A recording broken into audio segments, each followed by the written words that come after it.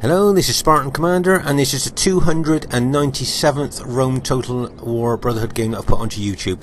Straight away you'll see that this is a custom map. This game was hosted by Brotherhood member Crypto, who's got a lot of custom maps. And as you see, this is a flat map with a little bit of woods in, and also you've got this kind of slope right in the middle of the map there. And you actually can put troops up on that slope, and you can make that into a bit of a defensive position if you wanted to. I thought that was quite an interesting feature on this map. If any of you are interested in hosting on custom maps, you can download the map making program, and this will take you onto the campaign maps apparently, and you can save them and put them into your multiplayer maps there. Okay, our first teammate is Brotherhood member 8ball, who has bought the Rome SPQR faction. Our second teammate is RTW player Tut. A lot of you will know Tut, very good player, and he has bought the Pontus faction. Tut likes playing with the Pontus faction. I would say it's almost his faction of choice, and I think he's got about 12 units of pikes there. If you look at the upgrades of his units there, you can see they've got 7 upgrades. So that's an experience, stripe, gold shield, gold attack. Remember, this is one of the 120 man pike units there with their long pikes, the same as the Seleucid and Macedons there. Difficult to fight down those pikes. I see he's got 2 archer units there with 8 upgrades. So that's 2 experience, stripes, gold shield, gold attack. These archers are only short range, but with those upgrades, hopefully that make a little bit of a difference. And then he's got his feared scythed chariots there. As you can see, they've got the scythes on the wheels and those spikes on the horses, but these chariots do run amok. And when they run amok, of course, like we've seen in other battle videos, they kill both friend and foe alike.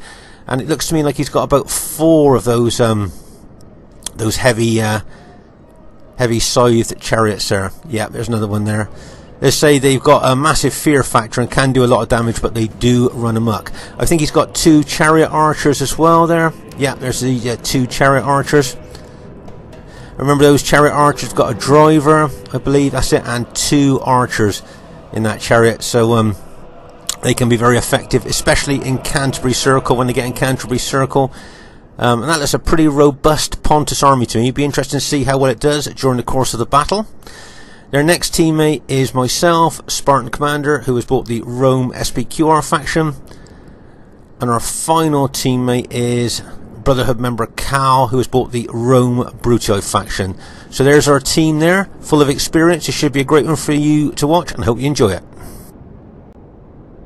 And here is the other team. We have the host of this battle, and it is Brotherhood member Crypto. Because this battle was fought at Christmas time, he's called himself Santa Crypto, but it is Brotherhood member Crypto. And as I say, this is one of his custom map battles here. Their next teammate is Brotherhood member Uther, who has bought the Rome Julio faction.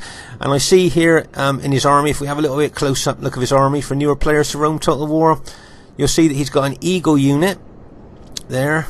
And he's got his general unit there as well. So he's got infantry general and that eagle unit, which gives a lot of morale to his infantry there, which will help as they start getting into the real fighting. He's also got an auxiliary light infantry unit there, fully upgraded. In fact, I think he might have 2 of those there. So that's a very unusual unit to see brought to the modern day 31k battlefield. 2 auxiliary units there, fully upgraded. And then he's got his 6 cavalry at the back, and they've only got, I think, 6 upgrades on. So those would be gold shield, gold attack. So there's Uther's army there. It'd be interesting to see how well that does. Now their next teammate is an RTW player who's called himself Centurion, but we think it's Scorpion King SR. We're not definitely sure, but we think it is. And he's got an unusual army, a custom built army here, if you like.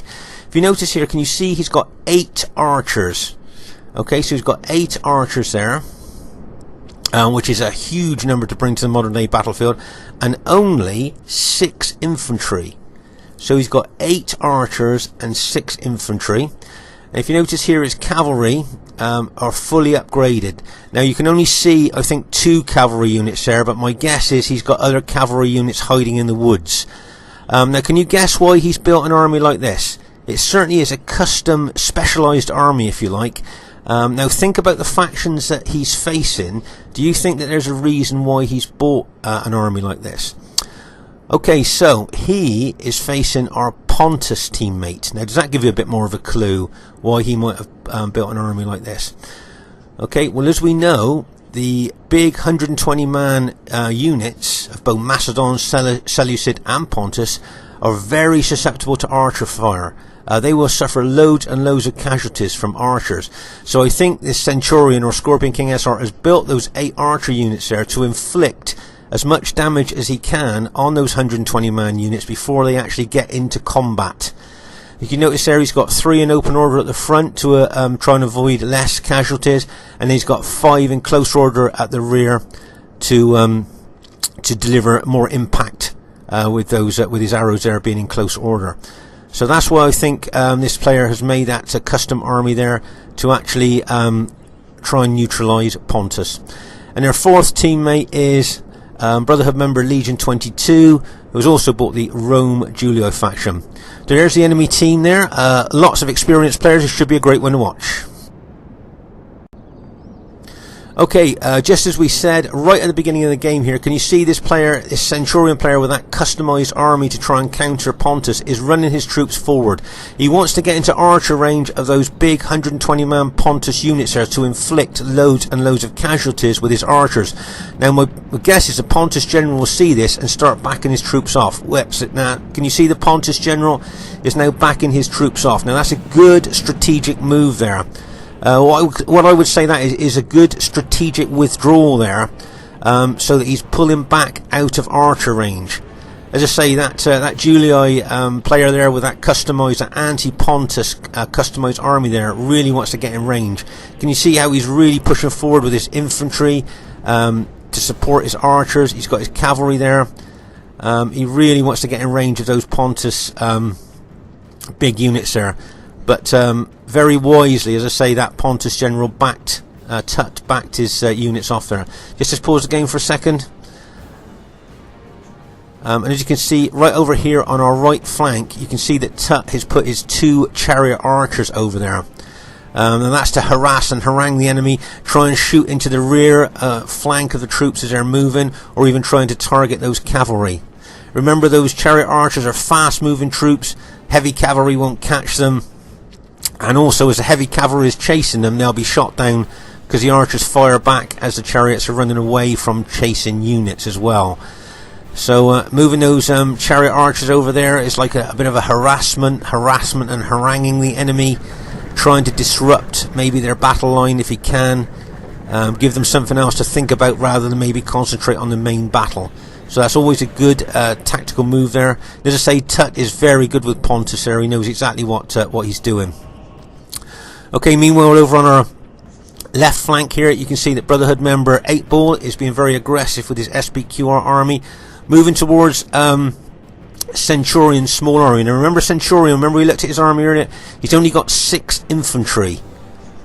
I think he's got 6 fully upgraded cavalry now. I can see that, those cavalry there, and those 8 archers. So if you notice there, Centurion backed his infantry off as he knows he would be outgunned by a bigger Roman army there.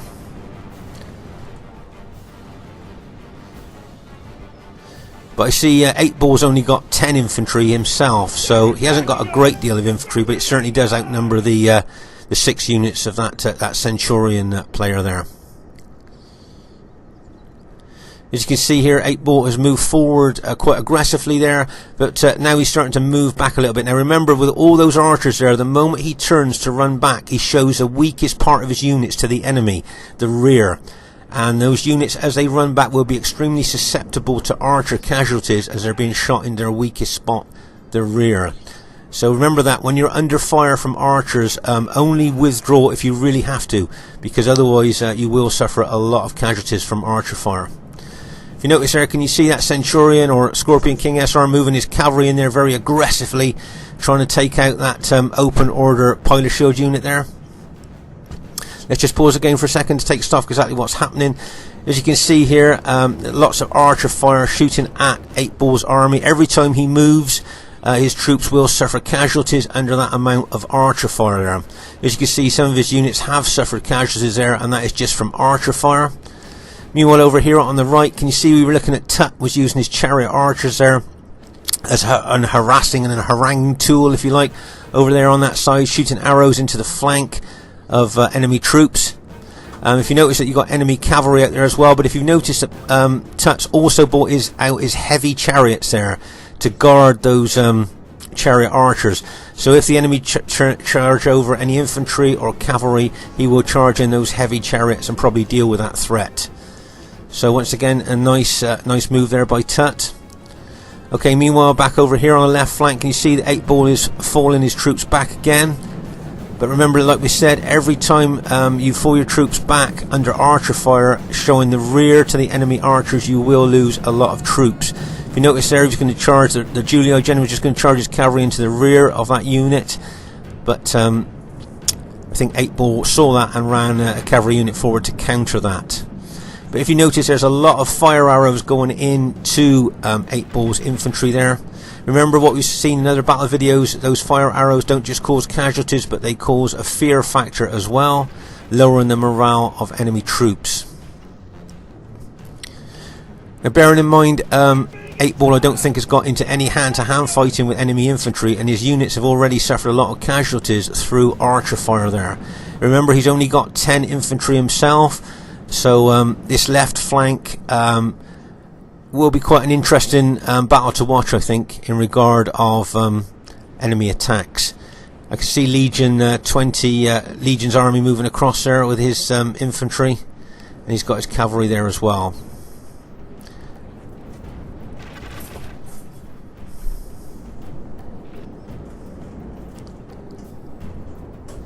If you notice there, the red Julio player with his cavalry there is very, very aggressive. Scorpion King SR, I think that is, looking at how aggressive he's used his cavalry and archers and infantry there, I would think that probably is Scorpion King. And he'll be looking for any opportunity to smash that fully upgraded cavalry into 8 Ball's infantry, into the flank or the rear of his withdrawing troops.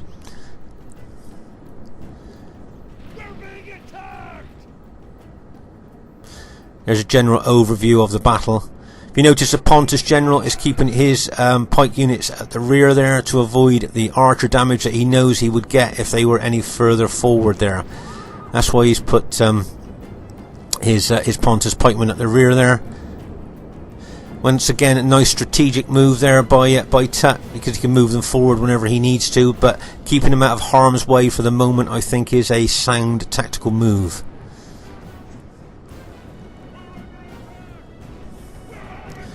As you can see, the enemy blue Scipio troops have come over to face my SPQR troops there in the centre of the battlefield. And if you notice here, Cal's green Brutii troops here, he's doing a right flanking action here. But if you notice that Uther's brought his Julio troops over to counter that flanking move there. If you notice that Uther's got his cavalry in open order, can you think why that is? Any new players watching this? Well, that's because he's being shot at by arrows from those chariot archers, and of course if you put units in open order, like your open order pilot shield units, you avoid less casualties. So that's why Uther put his cavalry in open order there, to avoid less casualties from the archers. As you can see here, Cal is moving around there, and Uther has countered that with his Julio army. As I say here, you can see that the blue Julio troops are facing my SPQR troops, and over on the left flank, I got a feeling this left flank, there's a lot of activity on this left flank here. This could maybe prove pivotal to the outcome of the battle.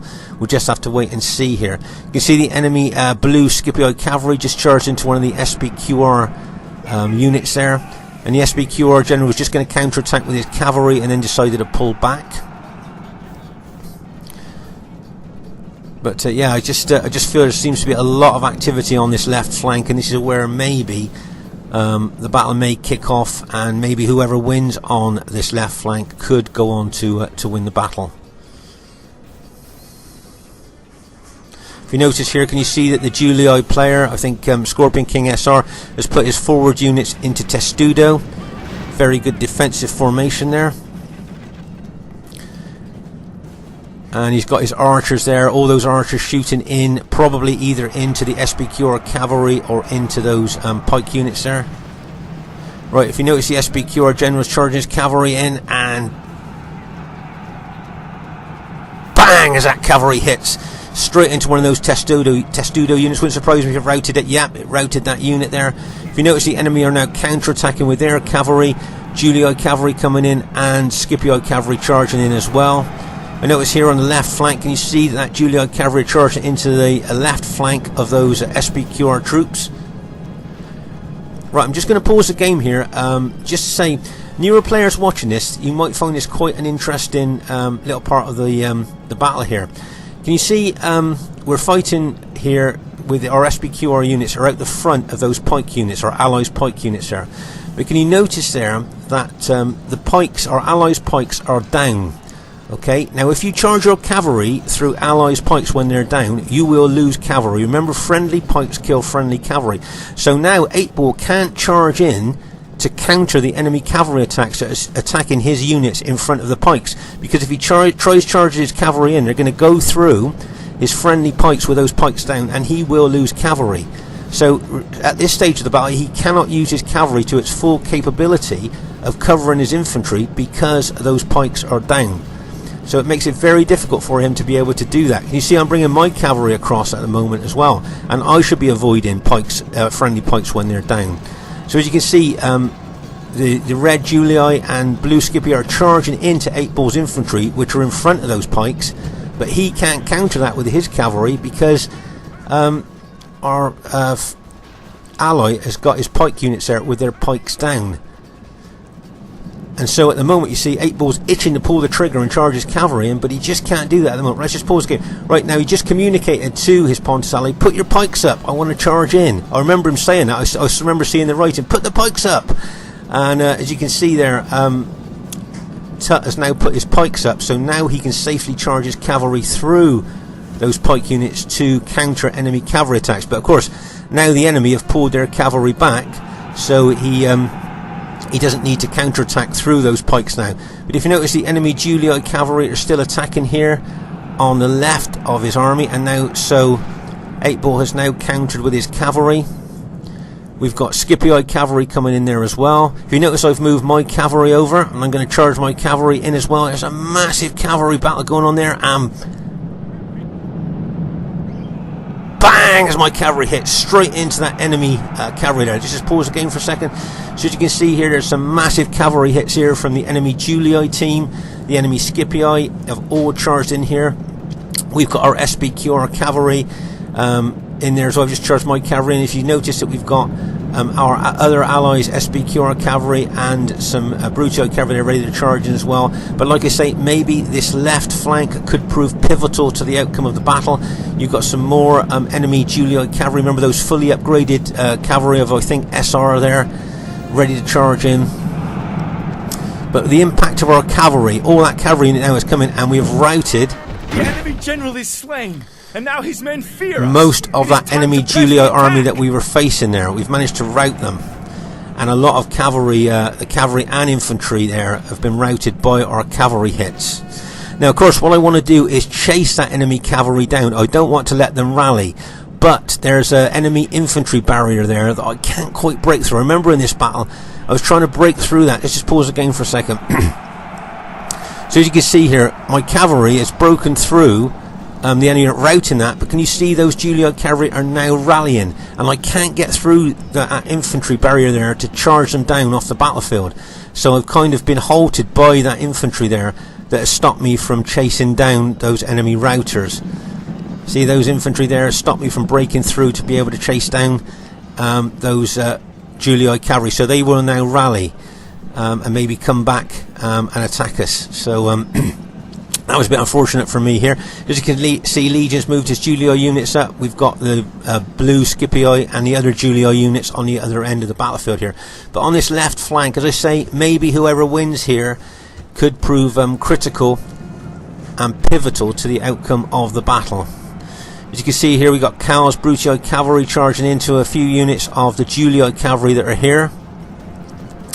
Cal's units definitely outnumber those Julio units, but I think those could be Scorpion King's units that are fully upgraded.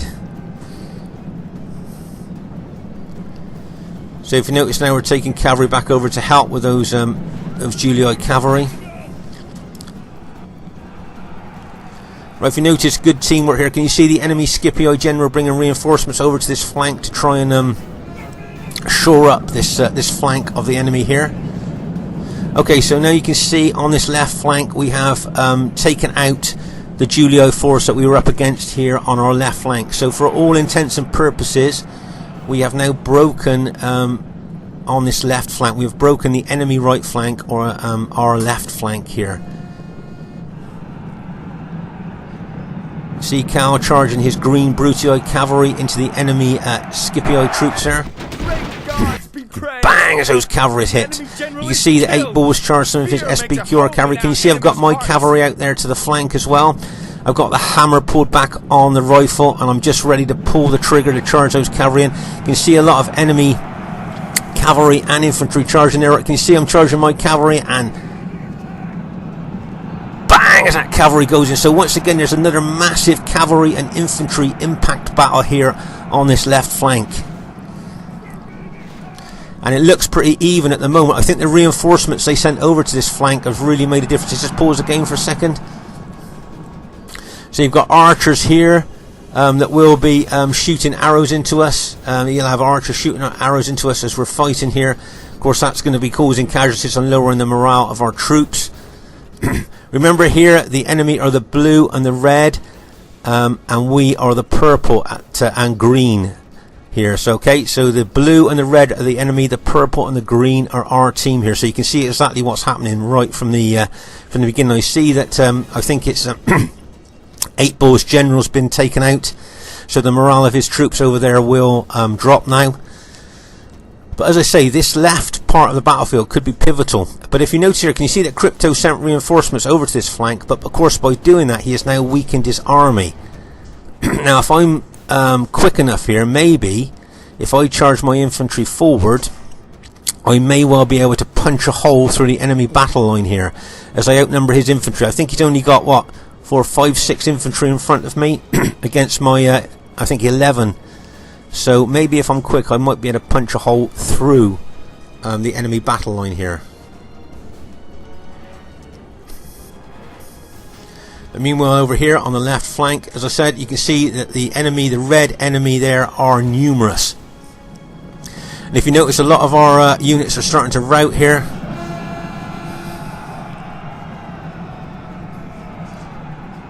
If you notice, the Julii cavalry is being pulled back. They'll rally.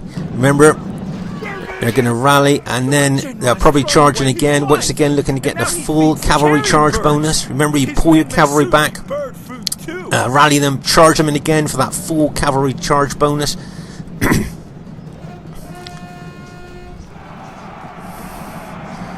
I can see that Tut's brought around some of his chariots there to attack the Julii cavalry.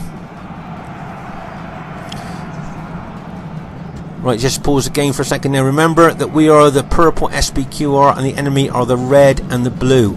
So you can see on this left flank here, now the enemy are starting to, if you notice, I thought we'd broken that left flank, but the enemy have made a comeback there, and they look, well, like they could take that flank. And if you notice that our Pontus ally there is still there with his pikes, so he's still holding that position, but our left flank looks pretty bad. And as I say, if you notice, I'm advancing there. If you notice that Cal's charging in here with some of his Brutii troops, he's got the bulk of his army there facing the bulk of Uther's red Julii army there. So there's a general overall view of the battle as it stands at the moment. If you notice here, I'm charging my cavalry in, and bang, as that cavalry goes in. But those cavalry of mine are very battle damaged, and they're tired too. So I don't expect them to be able to do much here on this left flank.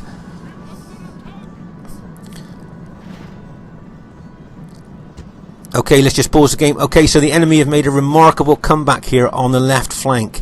If you remember earlier, it looked like we'd broken that left flank, but the enemy have sent reinforcements over. And remember that we are the purple SBQR, so you can see that basically we've been taken out here on the left flank by the enemy troops. So we won that left, and now we've lost it, and the enemy made a remarkable recovery there on that left flank. So really well done to them. Really well played, nice teamwork. But as I say, here, because the Scipio General's moved reinforcements over to that flank, which he had to do to try and neutralise that flank, he, of course, through moving reinforcements over there, he's made his own army weak. And that's what I'm going to try and exploit here by aggressively attacking with my SPQR units into that Scipio infantry. And if you notice here, there you go, all those Scipio units that were facing me have now routed. Okay, a bit of a tactical attack question for you now. So obviously my army now has punched a hole through the enemy battle line. Okay, which is what I wanted to do, punched a hole through the enemy battle line. Now, which way shall I go when I've broken through? Shall I go right and go into Uther's Julio units? Or when I break through, shall I go round and go left into Legions and some of Crypto's infantry there? Which do you think you do? If you could break through there, would you go? Which way would you go, do you think? Well, I tell you what, I'm looking at my ally's green Bruto army there, and I see he's got most of his units are intact. So I think he'll be able to contain the enemy Julio units there. But over here on the left flank there, I mean, our Pontus ally is obviously static there with his pikes down, trying to hold against the enemy troops. So maybe the best decision for me is to go left here rather than right, as I think Cal's, as I say, with most of his units intact, could contain the enemy Julio troops there on that right flank. I remember I was 50-50 at the time, but then I think I decided to go left here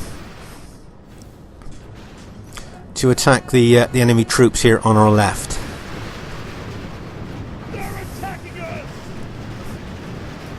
If you notice, can you see that Uther started sending over some Julio troops to attack the rear of my attacking troops, but then he decided to move back over to his other flank. Maybe with those Scipio units of Cryptos, he was thinking they could take out Cal there while we were preoccupied on this other flank. Can you see these Amok chariots with their red banners flashing? Now they are a blinking nuisance. I'm sure they do more damage when they run amok than they do when they're just in normal mode. And with those chariots running into my infantry, it's causing loads of casualties to my infantry, even though they've run amok and are out of control. As you can see here, we're putting a lot of pressure on the enemy red Julio troops here. If you notice, the Pontus General Tut is now pushing forward with his units, becoming aggressive with his Pontus units, kind of like a bit of a hammer and anvil attack there. But can you notice those amok chariots? As I say, look, they're racing through my units, killing loads of my men. And as I say, I'm pretty sure that when they do run amok, they do definitely seem to do more damage than they do in normal mode. And those of you that's experienced that and seen your troops mowed down, it's such a nuisance, isn't it? Right, can you see here the enemy red and blue troops here attacking Cal's units? I think they were trying to take him out as quickly as they could, so they could then turn their troops onto our troops there. Right, you see I'm running my infantry over to try and support them as quickly as I can, but can you see that amok chariot going through my infantry, mowing my infantry down? Oh my gosh, I bet there's a lot of RTW veterans watching this that know exactly what I'm feeling at this time. The gods be with those amok chariots mowing down my troops. Right, as you can see here, I'm crashing into the enemy Julii units there. Can you see Uther's brought some of his units over to face our attacking troops.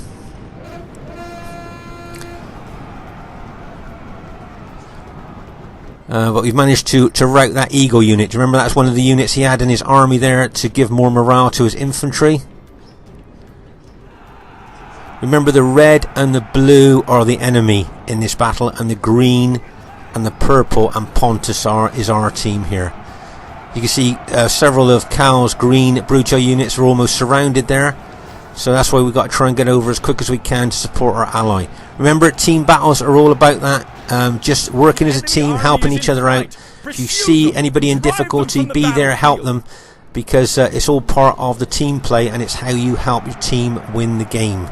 You might be a great individual player, but if your teammates lose, then your whole team will lose. So you need to help each other out here.